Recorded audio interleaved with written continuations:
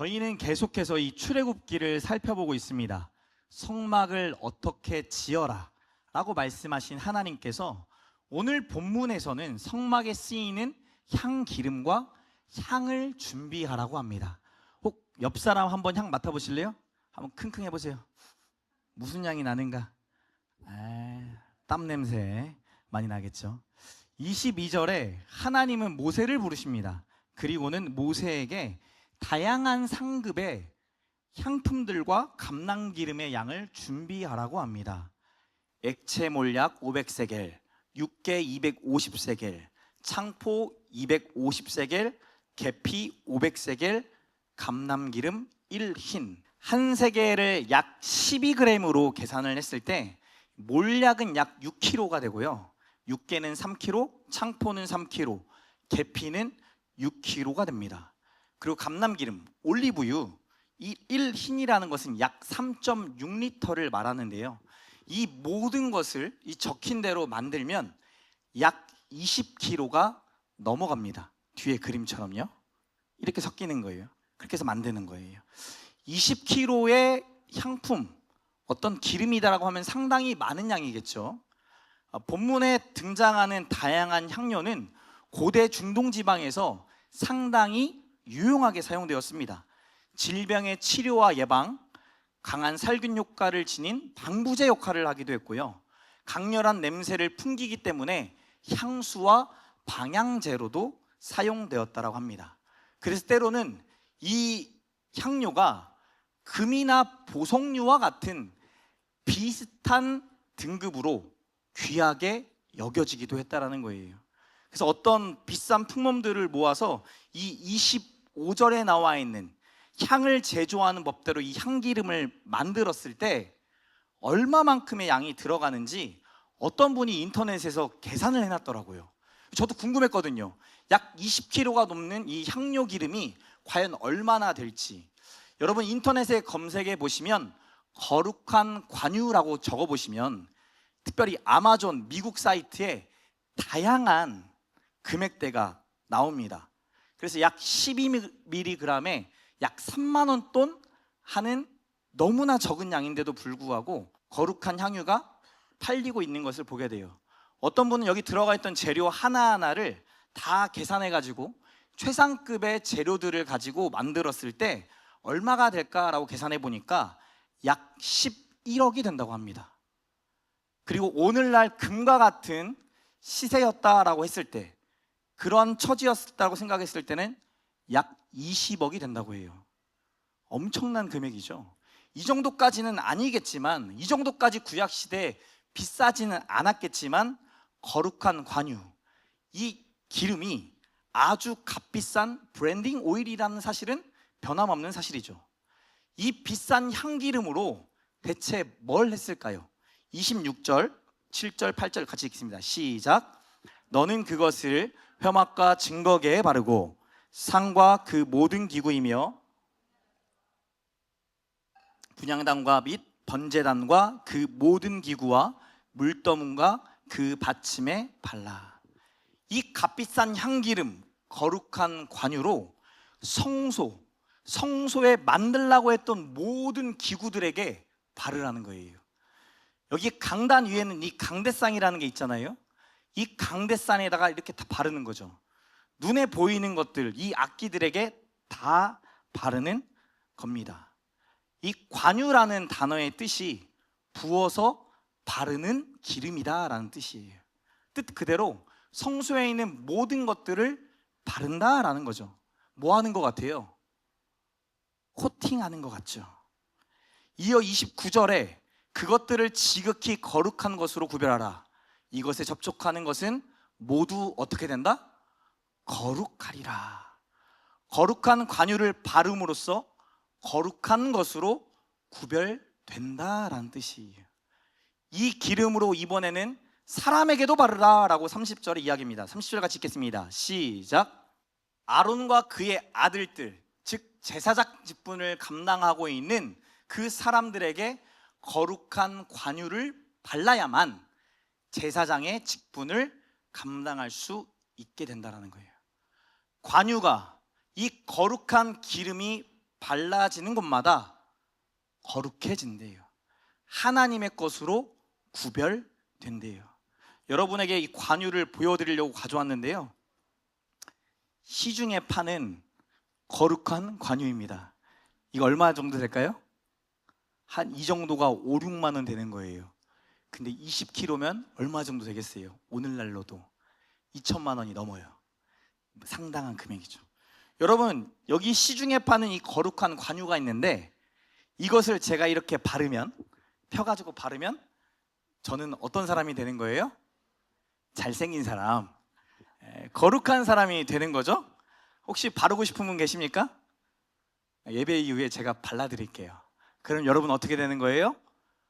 거룩한 사람이 된다? 이러면 이단이 되는 거예요. 이단에서 이렇게 파는 거예요, 여러분. 뭐 특별한 생명수다, 특별한 기름이다 라고 하면서 팔고, 그거 마시고 더 병이 악화되고, 수돗물 길가에 있는 냇가에다 퍼다온 물 갖다가 이 거룩한 물이야 라고 하면서 그거 10만 원씩 팔고, 이거 먹는 분들이 있죠. 제발 그러지 좀 마세요. 관유 자체가 신적인 효험이 있는가? 아니라는 거예요. 차 좋아하시는 분들은 신차를 구매하면 꼭 하는 몇 가지가 있습니다. 뭐랄까요? 코팅이란 걸 합니다. 유리막 코팅, 발수 코팅, 차 아래에 있는 언더 코팅, 그리고 창문에 있는 썬팅. 이 코팅이란 것을 해요. 차를 정말 아끼기 때문에 그걸 하는데, 비용이 적습니까? 많습니까? 생각보다 많아요. 그래서 아내분들은 싫어하세요. 근데 남자들은 그거 할 때마다 심장이 뛰어요. 왜냐하면 하면 할수록 내 차가 반짝반짝 빛나거든요. 여러분, 이거 왜 할까요? 내 차를 보호하기 위해. 더 나아가서는 내 차가 뭐라는 거예요? 소중하다는 거예요. 헌차가 아니라 새 차니까 나한테 이거 지금 너무 소중해, 너무 특별해, 반짝반짝 빛나는 거 보이지? 그러니까 너네도 내 차 옆에 주차할 때는 조심해라, 문 꼭 해봐라, 내가 전화한다 라는 것을 보여주는 거죠. 관유도 마찬가지 아니겠습니까? 관유가 거룩하게 하는 것이 아니라 성막 기구들과 제사장들, 그들을 관유로 발랐다라는 것은 그들이 중요하다는 거예요. 그들이 반짝반짝 빛날 만큼 하나님 보시기에 특별하다는 거죠. 하나님께서 성소의 기구들과 제사장들을 특별하게 여기신다는 거죠. 성소의 기구들은 하나님의 임재를 드러내면서 예배하는 데 사용되었습니다. 하나님이 우리랑 함께 하시는구나, 이 자리에 있구나 라는 것을 보여주는 게 지금 바르고 있는 성소의 기구들인 거죠. 제사장들은 무슨 역할을 합니까? 제사를 드리죠. 백성들이 가져온 이 양과 소와 비둘기와 이런 것들을 가지고 뭐 하는 거예요? 제사를 지내는 거예요. 예배를 지내는 거예요. 예배를 드림에 있어서 이 제사장들이 없이는 당시 구약 문화에서는 절대 드릴 수 없었더라고요. 성소의 기구들과 제사장들의 공통점이 뭡니까? 바로 예배죠. 성소의 기구들과 제사장들에게 값비싼 2천만 원이 넘는 너무나 비싼 그 관유를 바르는 이유가 뭐겠어요? 하나님의 임재를 사모하며 드리는 우리의 예배가, 하나님께 드려지는 이 예배가 하나님의 거룩을 드러낸다는 거 아니겠습니까? 여러분, 잘못 이해하면 성소의 기구들과 제사장들이 특별하게 여기는 것처럼 교회에 바칠 물건들이 특별하게 여겨질 수 있어요. 여기 앞에 있는 이강열 목사가 뭔가 여러분과 다른 특별한 존재처럼 여겨질 수 있죠. 제가 교회를 개척할 때 이 강대상을 헌물로 받았는데 자그마치 세 분이 헌금해 주셨어요. 한 분당 500만 원씩. 500 얼마입니까? 이거 하나가 지금 1,500만 원인데 제가 인터넷으로 120만 원에 샀어요. 그분들 억울하시겠죠? 그런데 이렇게 한국교회 성도들에게는 강단이 특별하고 강단 위에 놓여져 있는 내가 하나님께 바친 물건이 되게 중요하더라는 거예요. 최근 제가 방문했던 한 교회도 그랬어요. 강단 바로 앞 한 중앙에 그랜드 피아노가 놓여 있는 거예요. 여러분, 제가 설교하는 여기 앞에 그랜드 피아노가 있는 거예요. 제가 잘 보이겠어요? 안 보이겠어요? 잘 안 보이겠죠? 시야도 가리고 말씀을 전하시는 목사님, 찬양단의 찬양 잘 집중도 안 될 터인데 몇백 명이 모이는 그 교회 한 중앙에 그랜드 피아노가 놓여 있다라는 거죠. 그러면서 목사님이 그렇게 얘기하는 거예요. 이 그랜드 피아노를 몇십 년 전에 한 분이 헌물하셨다. 낡아도 못 옮깁니다. 옮기면 어떻게 돼요? 상처받고 시험 들고 난리 난대요. 여러분 동의되십니까? 실제로 한국교회 이야기죠. 여러분, 이거 옮겨야 됩니까? 옮기지 말아야 됩니까?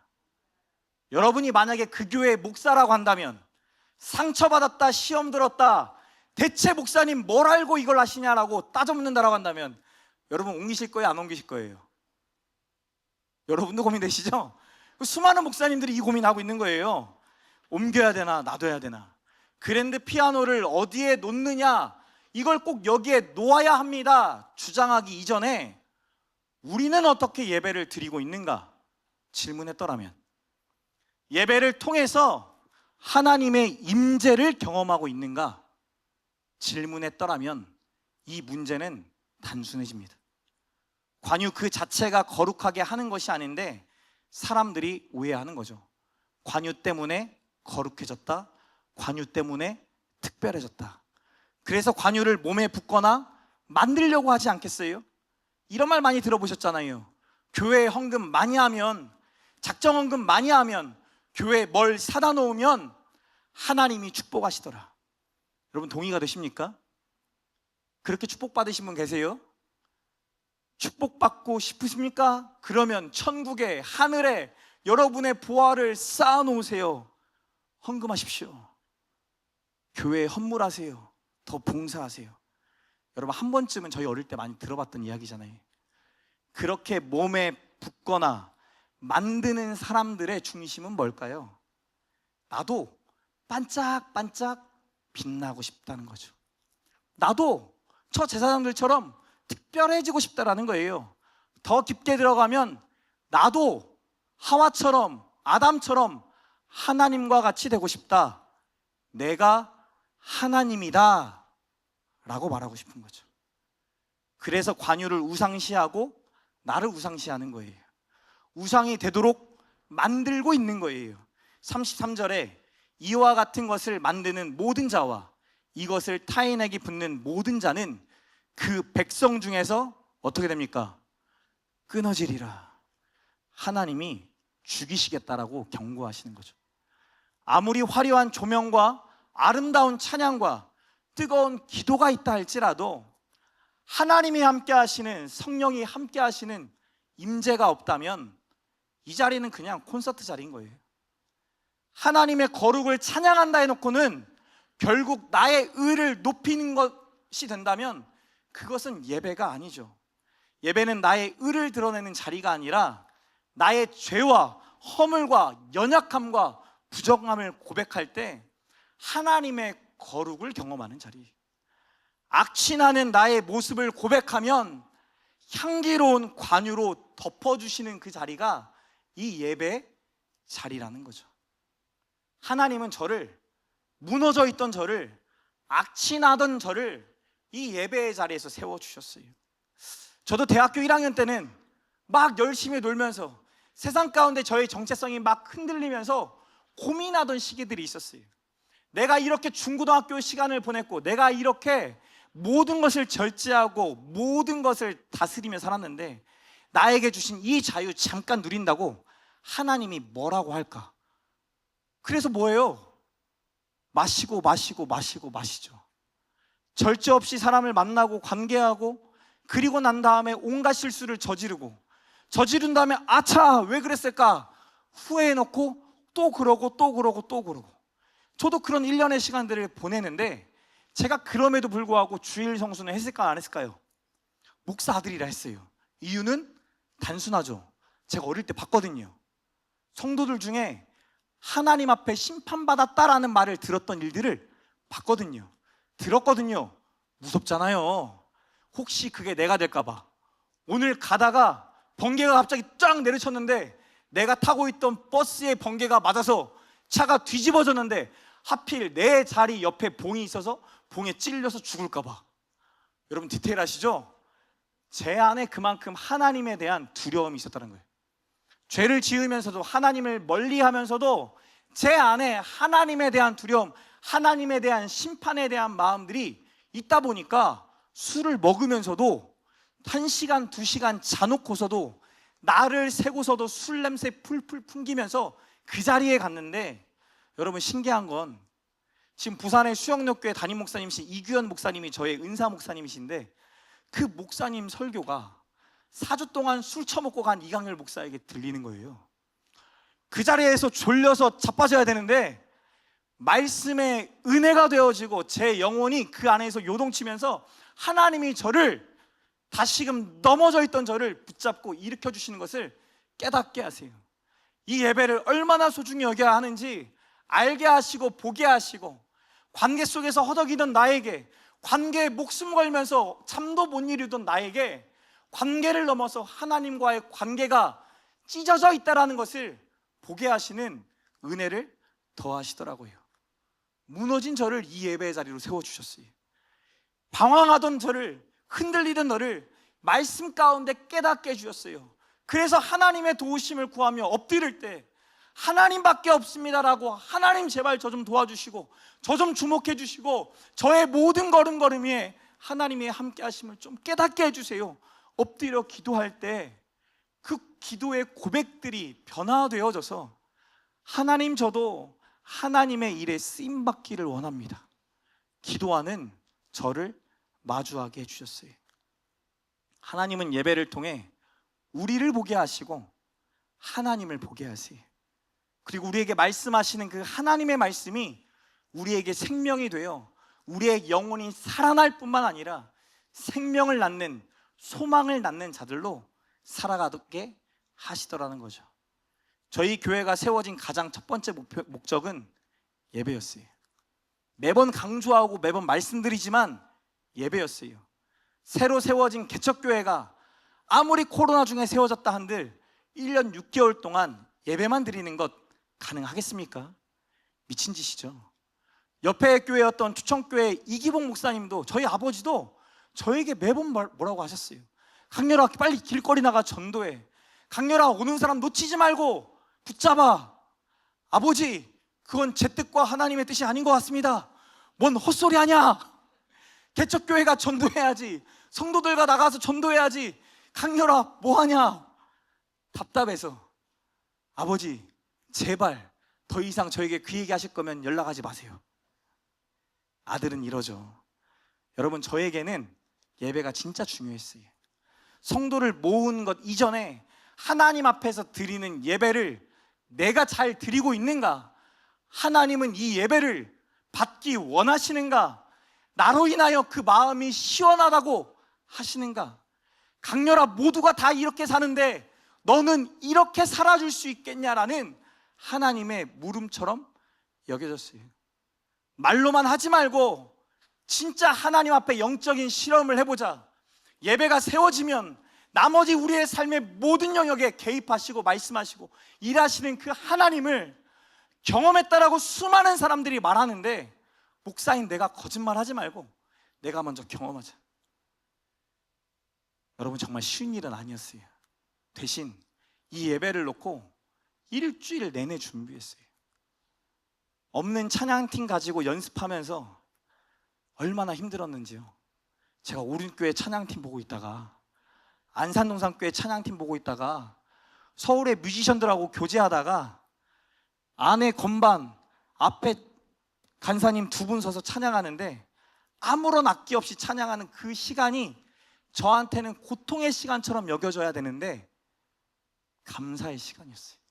왜냐하면 우리가 어떻게 일주일 살아왔는지 우리는 알고 있고, 이 예배를 사람이 없지만 하나님께 드린다라는 마음으로 어떻게 준비했는지 알고 있기 때문에 매일 밤 12시까지 교회 세팅하느라 정신없었지만 그 중에도 예배만큼은 온전히 세우자라는 것을 서로 나눴고 서로 해왔기 때문에. 그래서 여러분이 알게 모르게 저희 교회 예배 순서는 자주 바뀌어요. 그죠? 지난주 예배와 오늘날 예배가 바뀌기도 하고, 예배에 앉은 자리가 바뀌기도 하고, 들어올 때 환경이 달라지기도 합니다. 이유는 단순해요. 여러분이 서 있는 이 앉아 있는 그 자리에 조명이 꺼졌다 켜졌다, 색깔이 바뀌었다 안 바뀌었다, 바뀌죠. 이유는 진짜 단순해요. 여기 앉아 계신 모두가 하나님 앞에 집중하라고, 하나님과 단둘이 있는 것처럼 하나님의 임재를 경험하고 그 말씀을 믿고 신뢰한 자들이 삶에 나아가 삶의 예배를 드리기 시작할 때 진짜 하나님의 나라가 내 삶에 임한 것을 보고 경험하는데, 그거 할 수 있게 하자. 저희 교회 예배 짧지 않잖아요. 1시간 반에서 2시간 드려요. 안 믿는 남편들, 안 믿는 자녀들, 안 믿는 가족들이 오면 데리고 오신 여러분들 가슴이 조마조마하지 않습니까? 과연 이렇게 긴 설교를 듣기나 할까? 이 예배의 감동을 경험하기는 할까? 근데 저는 하나님 앞에 결단했어요. 인간의 마음으로 결정하는 것도 중요하지만 성령의 인도하심 따라 예배하는 그 시간이 얼마나 중요한가. 일주일에 하루만이라도 하나님의 인도하심을 따라 예배하고 전심으로 기도할 때 하나님이 우리에게 은혜 주실 뿐만 아니라 하나님의 하나님 되심을 보여주지 않을까. 딱 1시간 드리면 안 되겠습니까? 저도 보여요. 1시간 드리면 성도 더 많아지고 이 자리 빨리 떠나게 될 거고 더 풍성해지겠죠. 그런데 여러분 기억하셔야 돼요. 제가 말했던 것처럼 300명 되기 이전에 저희 교회 문 닫을 준비한다고요. 정말입니다. 헛소리가 아니라 진짜예요. 하나님 앞에 전심으로 예배드리기 원하는 하나님의 사람들 300명이 채워졌을 때 저희 교회 문이 닫힐 거예요. 그리고 또 다른 예배의 장소가 생겨나겠죠. 근데 그만큼 이 자리를 사모하고 기대하고 갈망하는 자들이 있기를 소망하는 거예요. 그들을 통하여서 하나님이 이루시는 역사가 어마어마하기 때문에, 하나님이 그들에게 부어주신 그 은혜를 따라 순종하는 백성들이 경험하는 하나님의 은혜가 어마어마하기 때문에, 사실 1년 반 세워지는 동안에 우리 성도들 각 개인의 간증 이야기가 너무 많아요. 예배만 드렸을 뿐인데 목사님 우리 두 부부의 관계가 좋아졌어요. 예배만 드렸을 뿐인데 우리 가정의 실체를 보게 됐어요. 예배만 드렸을 뿐인데 내가 이런 괴물이라는 것 보게 해주셨어요. 여러분, 성도 중에 목사한테 나와서 목사님 저 괴물입니다, 저 이렇게 다혈질입니다, 저 학교에서의 삶과 내 가정에서의 삶이 다릅니다, 제 직장에서의 삶을 오픈하면 부끄러워서 성도들에게 설 수 없습니다라고 말할 사람이 몇 명이나 있겠어요. 근데 그런 고백들을 하기 시작하는 거예요. 그렇게 세워가는 예배, 그 예배를 누구도 보고 계셨을까요? 하나님만 보신 줄 알았는데 주변에서도 보고 계셨어요. 마치 관유에 모든 성기구들과 제사장이 발라서 멀리서 볼 때도 반짝반짝 빛나는 것처럼 주변 교회 성도들도 우리 교회 예배를 보기 시작하더라고요. 우리도, 우리 아이들도 목사님네 예배 같은 예배 같이 드려보고 싶어요. 그럼 저는 속으로 무슨 말 하겠어요? 이번 주에 오세요. 속으로는. 근데 그게 교회의 덕을 세우는 게 아니잖아요. 그 교회도 예배가 세워져야 되고 예배의 은혜를 경험해야 되잖아요. 그러면 우리가 드려지는 이 예배 가운데 같이 경험하는 하나님의 은혜가 같이 경험된 이후에는 뭐 해야 되는 거예요? 그들도 그곳에 가서 예배를 세워야 되고 그들도 그곳에 가서 그들의 가정과 직장과 삶을 세워가야 되잖아요. 그들도 간증의 주인공이 돼야 하잖아요. 그렇게 말하던 것을 하나님이 기억하셨고 하나님이 이뤄가시는 거예요. 이번 지난 국내 선교는 저희 교회가 처음으로 하는 국내 선교입니다. 여러분, 4년밖에 안 된 교회, 개척교회가 성도 이 정도밖에 안 되는데 300~400명이 넘는 교회를 어떻게 섬기겠어요? 재정적인 것도 불가능하고요, 섬기는 사람으로도 불가능해요. 근데 저희 교회가 여름 성경학교를 열어주고 주도적으로 이런 것들을 계획한 다음에 모든 사역자가 투입되고 유치부랑 유초동부 2개를 나눠서 성경학교를 진행해요. 저희 교회는 성경학교 해본 적이 단 한 번도 없는데 매주 드리는 예배에 온 전심을 쏟자라고 해서 키즈 예배를 사역자들이 전부 다 나와 머리를 맞대고 하는 그 모습이 너무나 하나님 보시기에 기뻐하지 않으셨을까라는 생각이 들더라니까요. 근데 이거를 주변에서도 보고 함께 하자고 하는 거죠. 저는 선교하면 그건 줄 알았어요. 어려운 교회 가서 리모델링 해주고 뭔가 보수해주고 할머니들 머리 잘라주고 전 영정사진 찍어주고 거기 가서 잔치해주고 이런 거 해야 되는 거구나라고 생각하고 하나님 이거 할 수 있도록 재정 주세요 제가 기도했단 말이에요. 그렇게 하기 원하시는 줄 알고. 그런데 아이러니하게도 아까 그 박선필 목사님 만나면 만날수록 하는 이야기가 뭔 줄 아십니까? 함께 예배 드리는 거, 그걸로 충분하다는 거예요. 전통이 있어서 감사하죠. 근데 어느 순간 익숙해지는 거예요. 하나님 앞에 나오는 예배의 자리가 익숙해지는 거예요. 여러분, 그렇게 앉아서 예배하는 그 자리가 익숙해지는 거예요. 아무런 감동도 없이 은혜도 없이 그냥 매주 반복되다 보면 뭐 하겠습니까? 졸죠. 이 예배 준비하고 드리겠습니까? 토요일 날 준비하고 드리겠어요? 사진 하나 보여주세요. 넘겨주세요. 누구예요? 지난번에 왔던, 최근 몇 주 전에 왔던 필리핀 아이들이죠. 알존이라는 아이랑 이 두 형제가 저녁을 다 마치고 난 다음에 지금 뭐 하고 있어요? 아이어닝 하고 있잖아요. 다리미질. 뭐 하려고? 예배 드리려고. 하나님 앞에 마음을 쏟고 시간을 쏟고 예배를 준비하는 거예요. 한국 교회는 원래 이랬어요. 토요일은 노는 날이 아니었어요. 토요일 날은 원래 일하는 날이었고, 토요일 저녁은, 토요일 밤은 하나님께 예배하기 위해 준비했던 날들이었어요. 그런데 어느 순간 우리도 세상의 물류 앞에 같이 따라갔죠. 전 여러분 쉬었으면 좋겠고 놀았으면 좋겠고 행복하게 지내셨으면 좋겠어요. 그런데 그 와중에 우리가 진짜 예배자로 세워져 있는가 한 번은 점검해 보셔야죠. 아니면 우리도 어떻게 될 거냐고요? 화려한 조명과 화려한 음악과 화려한 성도들은 있을지 몰라도 하나님이 그곳 가운데 함께하지 아니하시고 하나님의 역사가 일어날 수가 없어요. 아무리 설교를 고쳐서 최상의 설교를 준비한들 하나님이 역사하지 않겠죠. 왜 교회에 오는 성도들이 점점점 사라져갈까요? 왜 우리 아이들이 신앙의 대를 이어가지 않을까요? 우리가 던져야 될 질문이잖아요. 우리가 그렇게 예배하니까. 키즈 예배 드릴 때 부모들의 모습 한번 여러분도 상상해 보십시오.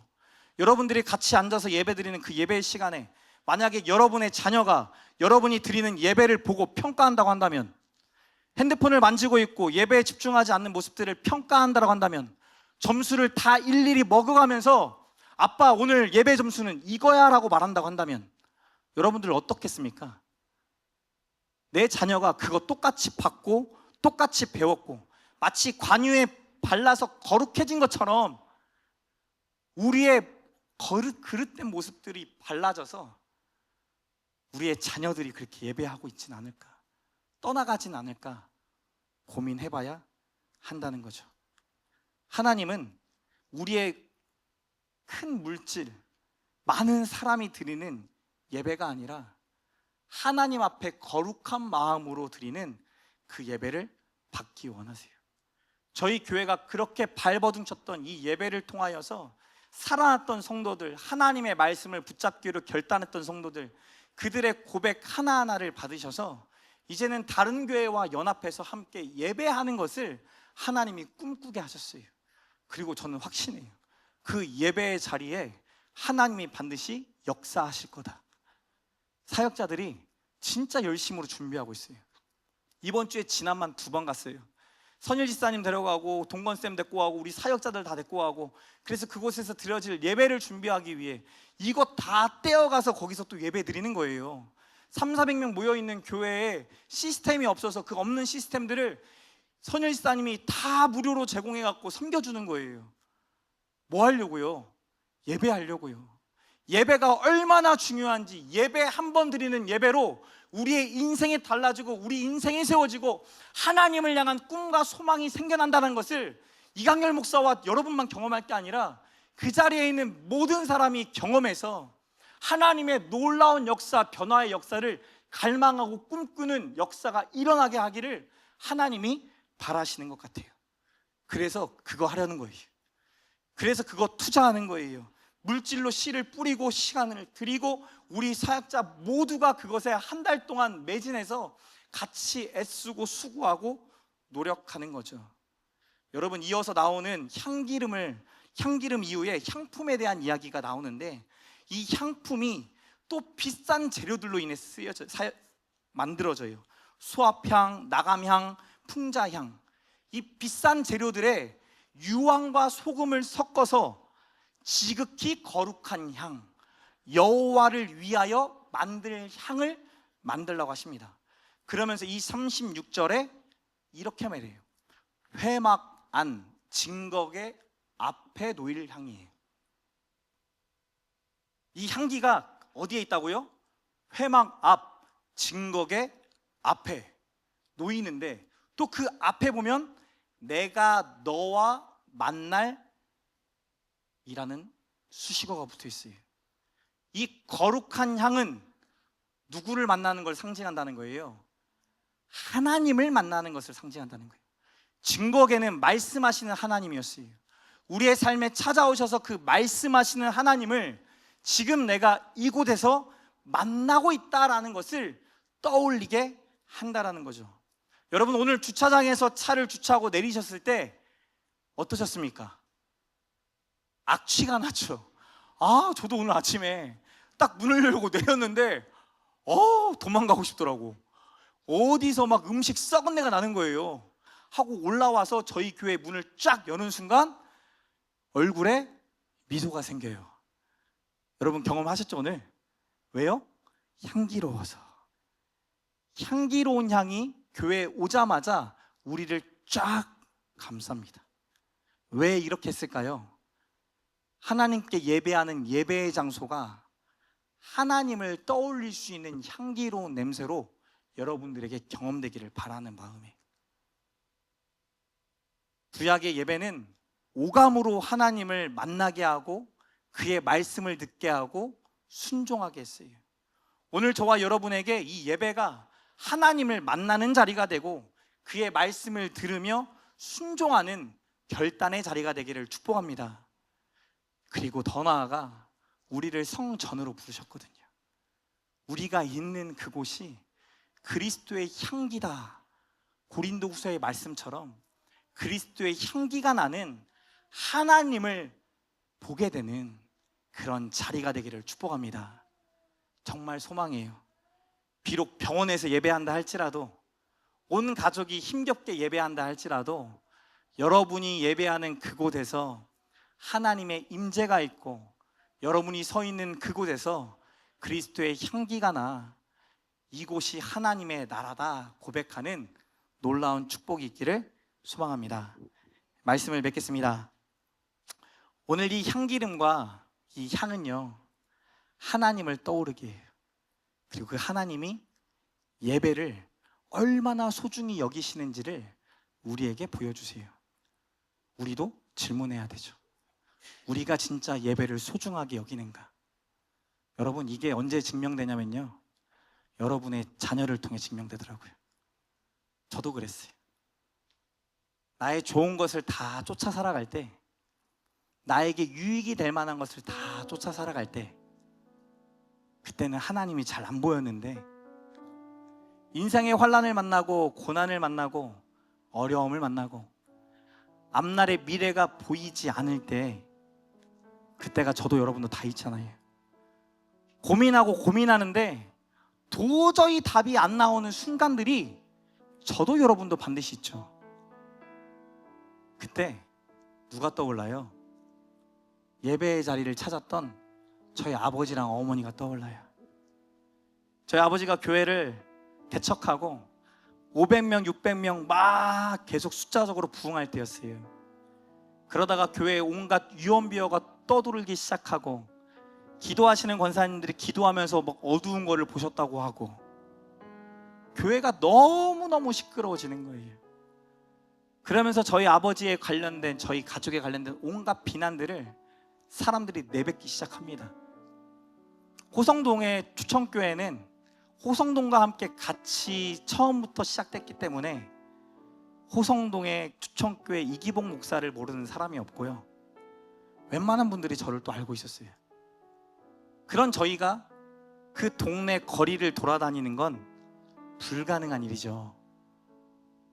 저희 아버지가 낮에는 못 돌아다니셨어요.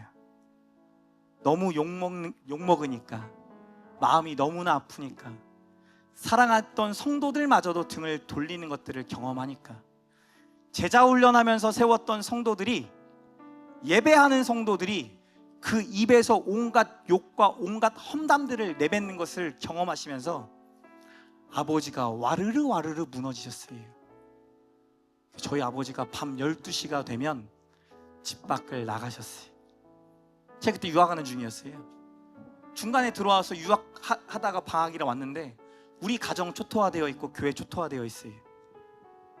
아버지 나가면 어머니가 12시부터 그 자리에 앉아서 엉엉 울면서 하나님께 기도하기 시작해요. 저희 아버지 보고 어디 갔냐고 했더니 사람들 없는 운동장을 뺑뺑뺑 돌았대요. 교회 가서 기도하고 싶은데 교회 가서 또 성도 봐주실까 봐 기도도 못하고 운동장을 돌면서 그냥 이곳저곳 돌면서 기도했다라고 하는 거예요. 저 같으면 아빠가 잘못한 것 아니니까 누구 장로 어떤 권사 누구누구 잘못했는지 다 이야기하면서 다 까발리면서 다 증명하면 되잖아.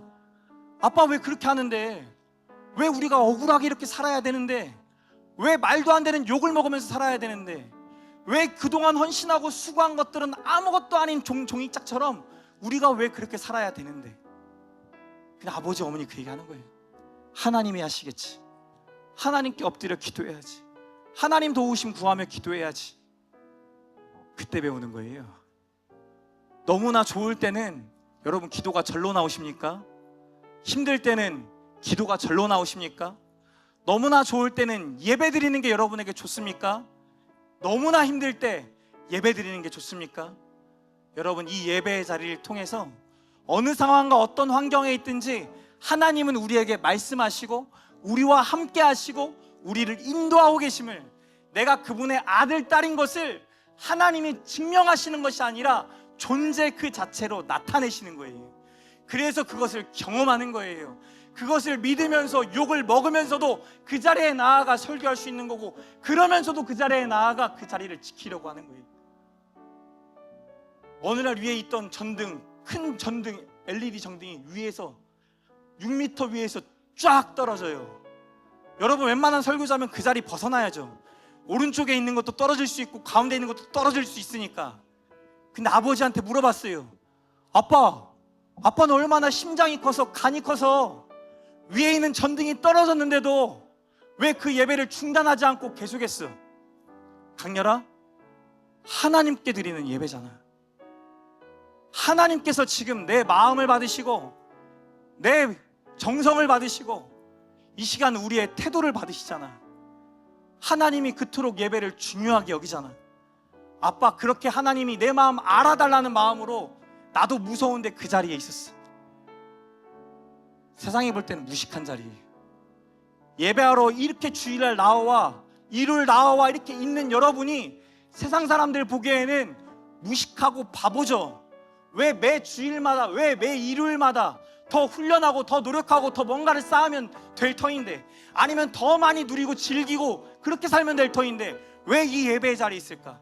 이 예배의 자리를 통하여 하나님을 만나기 때문에, 하나님이 어느 순간에도 이끄시고 계심을 발견하기 때문에, 그 하나님이 나의 아버지 되셔서 항상 바라보고 계시고 찾아올 때마다 응답하시기 때문에 이 예배의 자리를 저도 여러분도 귀하게 여기기를 소망합니다.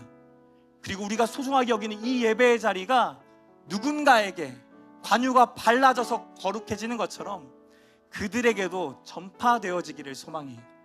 이 예배를 소중하게 여기는 한 사람 한 사람, 아빠 엄마의 모습이 인생의 어려움을 걸어가는 우리 자녀들에게 비춰져서 그들도 하나님을 찾고 하나님께 엎드리고 하나님의 도우심을 구할 때, 여호와는 나의 돕는 자가 되셨노라고 고백한 다윗처럼 믿음의 고백을 올려드리는 축복된 자녀들 되기를 소망합니다. 그런 마음 담아서 같이 한번 기도합시다. 같이 한번 기도하실 때 여러분 스스로 여러분의 예배를 한번 돌아보세요. 저도 돌아볼게요. 하나님이 정말 받으실 만한 예배를 드렸는지, 하나님이 기뻐하실 만한 예배를 드리고 있는지, 준비하며 드리고 있고 나의 시간과 물질과 모든 것들을 하나님을 기쁘시게 하고 하나님의 향기가 나는 자들로 쓰임받고 있는지, 살아가고 있는지 한번 돌아보시자고요.